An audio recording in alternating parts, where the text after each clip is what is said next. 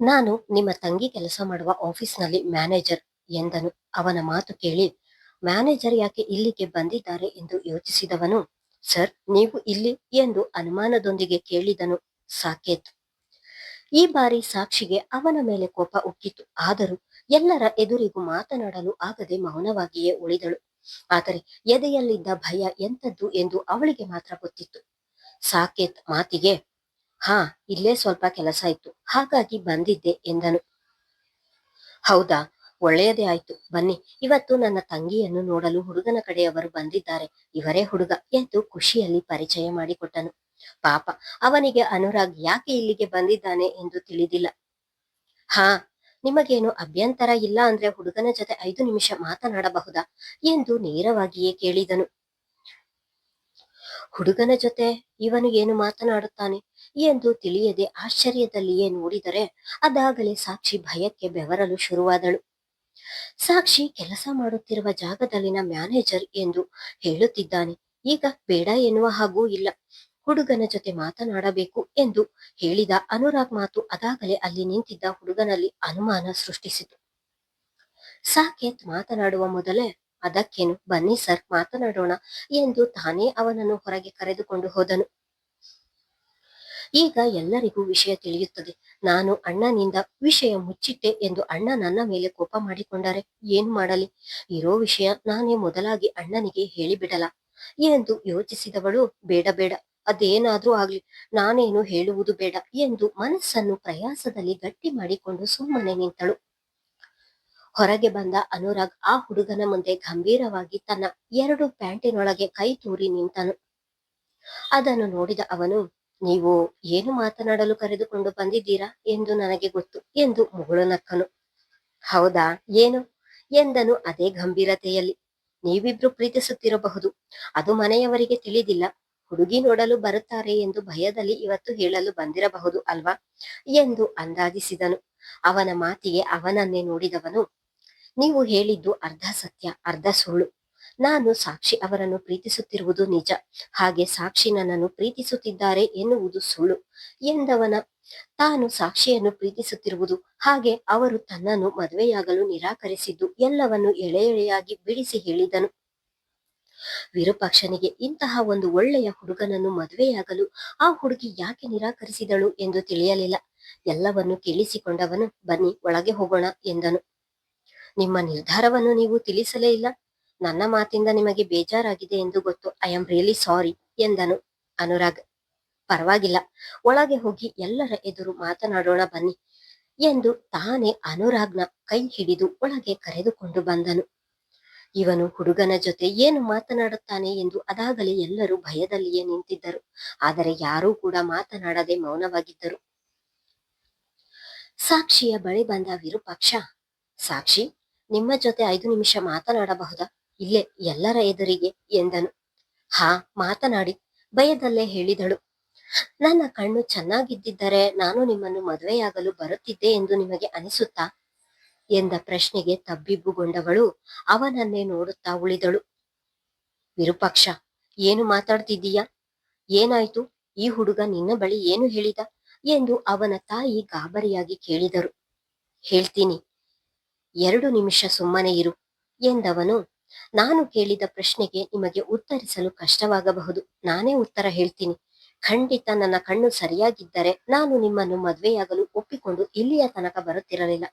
ನನ್ನ ತಾಯಿ ಕೂಡ ಈ ಮದುವೆಗೆ ಒಪ್ಪುತ್ತಿರಲಿಲ್ಲವೇನೋ ಎನಿಸುತ್ತದೆ ಎಂದನು. ಈಗ ಏನಾಯ್ತು ಎಂದು ಈ ರೀತಿ ಮಾತಾಡ್ತಿದೀಯಾ ಎಂದು ರಾಮಚಂದ್ರರು ಅಲ್ಲಿಗೆ ಬಂದು ಕೇಳಿದರು. ನಾನು ಈ ರೀತಿ ಮಾತನಾಡಲು ಕಾರಣ ಇದೆ ಸರ್. ಇವರು ಅನುರಾಗ್ ಎಂದು. ಸಾಕ್ಷಿ ಕೆಲಸ ಮಾಡುವ ಕಚೇರಿಯಲ್ಲಿನ ಮ್ಯಾನೇಜರ್. ಅಪ್ಪ ಸರ್ಕಾರಿ ಕೆಲಸದಲ್ಲಿದ್ದಾರೆ, ಸ್ವಂತ ಮನೆ ಇದೆ, ಜೀವನಕ್ಕೆ ಯಾವ ತೊಂದರೆಯೂ ಇಲ್ಲ. ಇವರಿಗೆ ಇನ್ನು ಮದುವೆಯಾಗಿಲ್ಲ. ಅಲ್ಲದೆ ಇದುವರೆಗೂ ಯಾವ ಹುಡುಗಿಯನ್ನು ಕಣ್ಣೆತ್ತಿ ನೋಡಿಲ್ಲ ಅವರು. ಇಂಥವರು ಸಾಕ್ಷಿಯವರನ್ನು 1 ವರ್ಷದಿಂದ ಪ್ರೀತಿಸುತ್ತಿದ್ದಾರಂತೆ ಎನ್ನುತ್ತಿದ್ದ ಹಾಗೆ ಎಲ್ಲರಿಗೂ ಆಘಾತವಾದಂತೆ ನಿಂತು ಬಿಟ್ಟರು. ಸಾಕೇತ್ಗಂತೂ ಈ ವಿಷಯವನ್ನು ಅರಗಿಸಿಕೊಳ್ಳಲು ಸಾಧ್ಯವಾಗಲಿಲ್ಲ. ಇಷ್ಟು ಚೆನ್ನಾಗಿರೋ ಹುಡುಗ ನನ್ನ ತಂಗಿಯನ್ನು ಪ್ರೀತಿಸುತ್ತಿದ್ದಾನೆ ಎನ್ನುವ ವಿಷಯವನ್ನು ಅವನಿಂದ ನಂಬಲು ಆಗುತ್ತಿಲ್ಲ. ಅದು ಸಾಕ್ಷಿ ವಿಧವೆ ಎಂದು ತಿಳಿದಿದ್ದರೂ ಕೂಡ ನಾನು ಮದುವೆ ಆದ್ರೆ ಅದು ನಿಮ್ಮನ್ನೇ ಎಂದು ಇವರ ಬಳಿ ಹೇಳಿದ್ದಕ್ಕೆ ಸಾಕ್ಷಿ ಅವರನ್ನು ಮದುವೆಯಾಗಲು ನಿರಾಕರಿಸಿದರಂತೆ. ಎನ್ನುತ್ತಿದ್ದ ಹಾಗೆ ಸಾಕ್ಷಿಯ ಬಳಿಗೆ ಬಂದ ಸಾಕೇತ್, ಸಾಕ್ಷಿ, ಇವರು ಹೇಳುತ್ತಿರುವುದು ನಿಜವಾ ಎನ್ನುತ್ತಿದ್ದ ಹಾಗೆ ಹೌದು ಎನ್ನುವಂತೆ ತಲೆ ತಗ್ಗಿಸಿದಳು. ನೋಡಿ ಸಾಕ್ಷಿ, ನಾನು ಆಗ್ಲೇ ಹೇಳಿದ ಹಾಗೆ ನನಗೆ ಕಣ್ಣಿಲ್ಲ ಎನ್ನುವ ಕಾರಣಕ್ಕೆ ನಾನು ನಿಮ್ಮನ್ನು ಮದುವೆಯಾಗಲು ಇಲ್ಲಿಯವರೆಗೂ ಬಂದಿದ್ದೇನೆ. ಆದ್ರೆ ಇವರು ಹೂ ಅಂದ್ರೆ ಹುಡುಗಿಯರು ಸಾಲು ನಿಲ್ತಾರೆ, ಅಂತವರು ನಿಮ್ಮನ್ನು ಪ್ರೀತಿಸುತ್ತಿದ್ದಾರೆ, ಮದುವೆಯಾಗಲು ಮುಂದೆ ಬಂದಿದ್ದಾರೆ ಎಂದರೆ ಅದು ನಿಮ್ಮ ಅದೃಷ್ಟ. ನಾವು ಪ್ರೀತಿಸುವವರಿಗಿಂತ ನಮ್ಮನ್ನು ಪ್ರೀತಿಸುವವರನ್ನು ಮದುವೆಯಾದ್ರೆ ಜೀವನದಲ್ಲಿ ತುಂಬಾ ಖುಷಿಯಾಗಿರ್ತೀವಿ. ಮುಂದಿನ ನಿಮ್ಮ ಜೀವನ ಚೆನ್ನಾಗಿರಲಿ ಎಂದವನು ಸಾಕೇತ್ ಕಡೆ ತಿರುಗಿ, ನಾವಿನ್ನು ಹೊರಡ್ತೀವಿ ಎಂದವನು ಅನುರಾಗ್ ಮುಂದೆ ನಿಂತು ಅವನಿಗೆ ಶೇಕ್ ಹ್ಯಾಂಡ್ ಮಾಡುತ್ತಾ, ನಿಮ್ಮಂತಹ ವ್ಯಕ್ತಿತ್ವ ಇರುವ ವ್ಯಕ್ತಿ ಸಿಗುವುದು ಬಹಳ ಅಪರೂಪ. ನಿಮ್ಮನ್ನು ಭೇಟಿ ಮಾಡಿದ್ದು ಬಹಳ ಖುಷಿಯಾಯಿತು.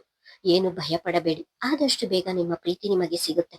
ನಿಮ್ಮಿಬ್ಬರ ಮದುವೆಗೆ ನನ್ನನ್ನು ಇನ್ವೈಟ್ ಮಾಡುವುದು ಮರೆಯಬೇಡಿ ಎಂದವನು ತನ್ನ ತಾಯಿಯನ್ನು ಕರೆದುಕೊಂಡು ಅಲ್ಲಿಂದ ಹೊರಟನು. ಬ್ರೋಕರ್ ನಂದಣ್ಣ ಕೂಡ ತನಗೆ ಇನ್ನೇನು ಕೆಲಸ ಇಲ್ಲ ಎಂದು ಹೇಳಿ ಅಲ್ಲಿಂದ ಹೊರಟರು. ಸಾಕ್ಷಿಯ ಬಳಿಗೆ ಬಂದ ರಾಮಚಂದ್ರರು, ಸಾಕ್ಷಿ, ಯಾಕಮ್ಮ ಹೀಗೆ ಮಾಡಿದೆ? ಅವರು ನೀನನ್ನು ಮದುವೆಯಾಗುತ್ತೇನೆ ಎಂದಾಗ ಯಾಕೆ ಬೇಡ ಎಂದು ನಿರಾಕರಿಸಿದೆ ಎಂದು ಪ್ರಶ್ನೆ ಮಾಡಿದರು. ಮಾವ, ಅದು ಎಂದವಳು ಏನು ಹೇಳುವುದು ಎಂದು ತಿಳಿಯದೆ ಪದಗಳಿಗಾಗಿ ತಡಕಾಡಿದಳು. ಅದನ್ನು ನಾನು ಹೇಳ್ತೀನಿ ಸರ್ ಎಂದವನು, ನಾನೊಬ್ಬಳು ವಿಧವೆ ಎನ್ನುವ ಅಳುಕು ಅವರ ಮನದಲ್ಲಿದೆ. ನನ್ನಂಥವಳು ಇವರಿಗೆ ಸರಿಯಾದ ಜೋಡಿ ಅಲ್ಲ ಎಂದು ಯೋಚಿಸಿ ಅವರೇ ನಿರ್ಧಾರ ಮಾಡಿ ನನ್ನನ್ನು ಅವಾಯ್ಡ್ ಮಾಡಿದ್ರು. ನಿನ್ನೆಯೂ ಕೂಡ ನಾನು ಇವರ ಬಳಿ ಮಾತನಾಡಿದೆ, ಆಗಲೂ ಕೂಡ ಇವರದು ನಿರಾಕರಣೆಯೇ ಉತ್ತರ ಆಗಿತ್ತು. ನಿಮ್ಮ ಮನೆಯಲ್ಲಿದ್ದ ಸಂಭ್ರಮವನ್ನು ನಾನು ಹಾಳು ಮಾಡಿದೆ, ದಯವಿಟ್ಟು ನನ್ನನ್ನು ಕ್ಷಮಿಸಿ ಎಂದು ಕೈ ಮುಗಿದು ನಿಂತನು. ಒಡನೆಯೇ ಅವನ ಕೈ ಹಿಡಿದ ಸಾಕೇತ್, ಹಾಗೆ ಹೇಳ್ಬೇಡಿ ಅನುರಾಗ್, ಈ ವಿಷಯ ನನಗೆ ಮೊದಲೇ ಗೊತ್ತಿದ್ದರೆ ನಾನು ನನ್ನ ತಂಗಿಯನ್ನು ಮದುವೆಗೆ ಒಪ್ಪಿಸುತ್ತಿದ್ದೆ. ನನಗೆ ವಿಷಯ ಗೊತ್ತಿಲ್ಲದೆ ಬೇರೆ ಸಂಬಂಧ ಹುಡುಕಿದ್ದು. ನನ್ನ ತಂಗಿಗೆ ನಿಮ್ಮಂತ ಸಂಬಂಧವನ್ನು ನನ್ನ ಜೀವಮಾನದಲ್ಲಿ ಹುಡುಕಲು ಆಗುವುದಿಲ್ಲ. ನನ್ನ ತಂಗಿಯನ್ನು ನೀವು ಚೆನ್ನಾಗಿ ನೋಡ್ಕೋತೀರಾ ಅಂದ್ರೆ ಅದಕ್ಕಿಂತ ಬೇರೆ ಸಂತೋಷ ಇನ್ನೇನಿದೆ ಎಂದು ಹೇಳಿದವನು ಭಾವುಕನಾದನು. ಇನ್ನು ಆತಂಕದಲ್ಲಿ ನಿಂತಿದ್ದ ಸಾಕ್ಷಿಯನ್ನು ನೋಡಿದ ರಾಮಚಂದ್ರರು, ಸಾಕ್ಷಿ, ಇನ್ನು ಏನು ಯೋಚಿಸುತ್ತಿದ್ದೀಯ ಮಗಳೇ? ನನ್ನ ಮಗನ ಸ್ಥಾನದಲ್ಲಿ ಬೇರೊಬ್ಬನನ್ನು ಕೂರಿಸುವುದು ನಿನಗೂ ಕಷ್ಟ ಎಂದು ಗೊತ್ತು. ಹಳೆಯದೆಲ್ಲ ನಿನಗೆ ಮರೆತು ಹೋಗಿದೆ ಎಂದು ತಿಳಿದುಕೊ. ಇವನ ಜೊತೆ ಹೊಸ ಜೀವನ ಶುರು ಮಾಡು. ನೀನು ಖುಷಿಯಾಗಿದ್ದರೆ ನಮ್ಮೆಲ್ಲರಿಗೂ ಕೂಡ ನೆಮ್ಮದಿ ಮಗಳೇ ಎಂದು ಅವಳ ತಲೆ ನೀವುತ್ತಾ ಹೇಳಿದರು. ಆಗಲೂ ಕೂಡ ಅವಳದು ಮೌನವೇ ಉತ್ತರ. ಅದನ್ನು ನೋಡಿದ ಸಾಕೇತ್, ಸಾಕ್ಷಿ, ಇನ್ನು ಏನು ಯೋಚನೆ ಮಾಡ್ತಿದ್ದೀಯ? ಇವರನ್ನು ಮದುವೆ ಆದ್ರೆ ನೀನು ತುಂಬಾ ಖುಷಿಯಾಗಿರ್ತೀಯ ಎಂದು ನನಗೆ ಅನಿಸುತ್ತಿದೆ. ಈ ಮದುವೆಗೆ ಒಪ್ಪಿಕೋ ಎಂದನು. ಎಲ್ಲರೂ ಇಷ್ಟೆಲ್ಲ ಹೇಳಿದ ಮೇಲೂ ತಾನು ನಿರಾಕರಿಸುವುದು ಸರಿಯಲ್ಲ ಎಂದು ಯೋಚಿಸಿದವಳು, ಆಯ್ತು, ನಾನು ಇವರನ್ನು ಮದುವೆಯಾಗಲು ಒಪ್ಪಿದ್ದೇನೆ. ನೀವು ಹೇಳಿದ ಹಾಗೆ ಇವರನ್ನೇ ಮದುವೆ ಆಗ್ತೀನಿ ಎಂದಳು. ಅವಳ ಮಾತು ಕೇಳಿದ ಅನುರಾಗ್ ದೇಹದಲ್ಲಿ 100 ಬಲ್ಬ್ಗಳು ಒಂದೇ ಬಾರಿಗೆ ಹೊತ್ತಿಕೊಂಡವು. ಅವನಿಗಾಗುತ್ತಿದ್ದ ಸಂತೋಷ ಅವನಿಗಷ್ಟೇ ಗೊತ್ತು. ನಾನು ಮೊದಲೇ ಇವರ ಮನೆಯವರಿಗೆ ಹೇಳಬೇಕಿತ್ತು. ಇವರನ್ನು ಒಪ್ಪಿಸಲು ಇಷ್ಟು ಕಷ್ಟಪಡುವ ಪ್ರಮೇಯವೇ ಬರುತ್ತಿರಲಿಲ್ಲ ಎಂದು ತನ್ನ ಮನದಲ್ಲಿಯೇ ಹೇಳಿಕೊಂಡು ನಕ್ಕಿದ್ದನು ಅನುರಾಗ್. ಸಾಕ್ಷಿ ಹಾಗಂದಿದ್ದೇ ತಡ. ಹೇಮಾಳ ಒಡಲಿನಲ್ಲಿ ಮೆಣಸು ಕುಟ್ಟಿದ ಹಾಗಾಯಿತು. ಜ್ವಾಲೆ ಒಡಲೊಳಗೆ ಭುಗಿಲೆದ್ದ ಹಾಗಾಯಿತು. ಗಂಡ ಸತ್ತಿರುವ ಇವಳಿಗೆ ಇಂತಹ ಒಂದು ಒಳ್ಳೆಯ ಹುಡುಗನ, ಅದು ಹೇಗೆ ಸಾಧ್ಯ ಎಂದು ತನ್ನಲ್ಲಿಯೇ ಯೋಚಿಸಲು ಶುರು ಮಾಡಿದಳು. ಬಾರಪ್ಪ, ಮೊದಲು ಕುಳಿತುಕೋ ಎಂದವರು ಸಾಕ್ಷಿ, ಕಾಫಿ ಮಾಡಿಕೊಂಡು ಬಾರಮ್ಮ ಎಂದರು ರಾಮಚಂದ್ರರು. ಸಾಕ್ಷಿ ಅಡಿಗೆ ಮನೆಗೆ ನಡೆದರೆ ಸಾಕೇತ್, ಅನುರಾಗ್, ರಾಮಚಂದ್ರರು ಮೂವರು ಕುಳಿತರು. ರಾಮಚಂದ್ರರು ಅನುರಾಗ್ ತಂದೆ ಮನೆತನದ ಬಗ್ಗೆ ವಿಚಾರಿಸುತ್ತಿದ್ದರು. ಅವರು ಏನೇ ಕೇಳಿದರೂ ಖುಷಿಯಲ್ಲಿಯೇ ಅವರಿಗೆ ಉತ್ತರ ಹೇಳುತ್ತಿದ್ದನು.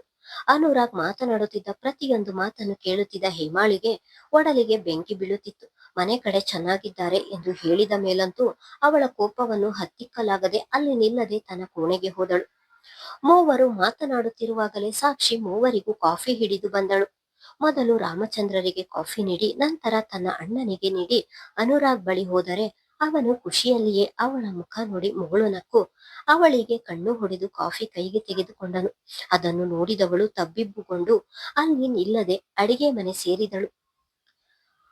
ಅಡುಗೆ ಮಾತ್ರ ಚೆನ್ನಾಗಿ ಮಾಡ್ತಾರೆ ಎಂದುಕೊಂಡಿದ್ದೆ, ಕಾಫಿ ಸೂಪರ್ ಆಗಿ ಮಾಡಿದ್ದಾರೆ ಎಂದು ಮನದಲ್ಲಿ ಹೇಳಿಕೊಂಡೆ ಕಾಫಿ ಕುಡಿದು ಮುಗಿಸಿದವನು ಮೇಲೆದ್ದು ಇಷ್ಟರಲ್ಲೇ ಅಪ್ಪ ಅಮ್ಮನನ್ನು ಹೆಣ್ಣು ನೋಡಲು ಕರೆದುಕೊಂಡು ಬರ್ತೀನಿ ಎಂದವನು ಅಲ್ಲಿ ನಿಲ್ಲದೆ ಹೊರಟನು. ಇತ್ತ ಕೋಣೆಗೆ ಬಂದ ಸಾಕ್ಷಿಯ ಕಣ್ಣಿನಿಂದ ನೀರು ಇಲ್ಲದೆ ಧಾರಾಕಾರವಾಗಿ ಇಳಿಯುತ್ತಿದ್ದವು. ಅದು ಯಾಕಾಗಿ ಎನ್ನುವುದು ಅವಳಿಗೂ ಕೂಡ ತಿಳಿಯಲಿಲ್ಲ. ಮುಂದುವರಿಯುವುದು. ಧನ್ಯವಾದಗಳು.